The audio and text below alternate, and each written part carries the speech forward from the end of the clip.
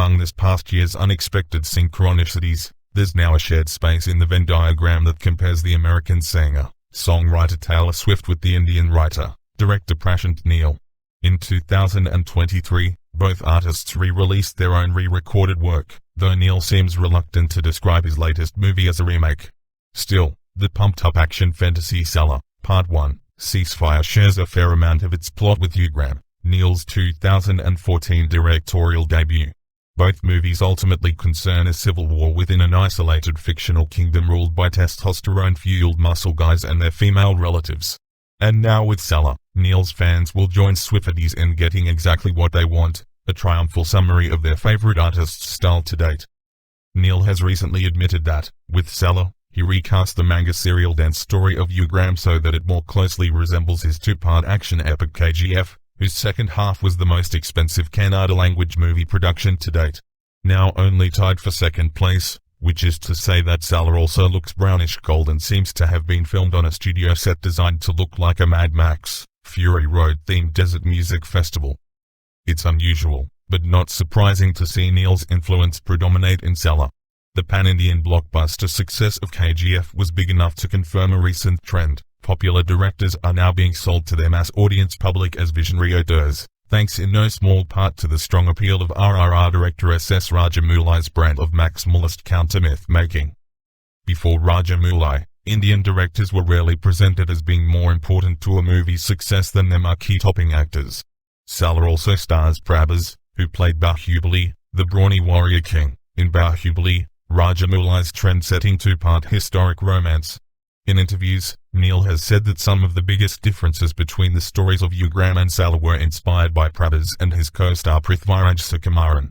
There's still no way to look at Salaar without seeing this as Neel's show, featuring some notable collaborators. Even Salaar's elaborate plot already feels like a Neel specialty, particularly its labyrinth-themed structure and heavy emphasis on flashbacks and tangential subplots. The first part of Salaar introduces viewers to Diva, Prabhas, a dreamboat with a past and a controlling mother, Iswari Rao. Diva loves children and also bonds with Adaya, Shruti Hassan, an adult woman who also loves her mother, now dead, and is also hiding from a mysterious criminal organization. Adaya and her pursuers lead Diva back to the powerful, hyper-industrialized Kansar, an independent nation that looks like a steampunkified coal mine and industrial slum straight out of Sonic the Hedgehog 2. Diva's return to Kansar also reunites him with Vardhya, Sukumaran, Prince of Kansar. Diva and Vardhya's friendship threads the needle for Neel's crazy quill story, uniting flashbacks to climactic boyhood traumas. They were so close and only 10 years old. It was 1985 with perpetually escalating Game of Thrones-type feuds between warring Kanzarian leaders. Will Diva bring peace to Kansar and reunite with Vardhya? No, of course not. This is a story about how two childhood besties grew up to be the kind of rivals whose hatred is so intense that it makes their story too frightening to think about, according to some appropriately overripe voiceover narration. That line's especially funny given that it's delivered right before the title card, Part 1, Ceasefire, announces an intermission break.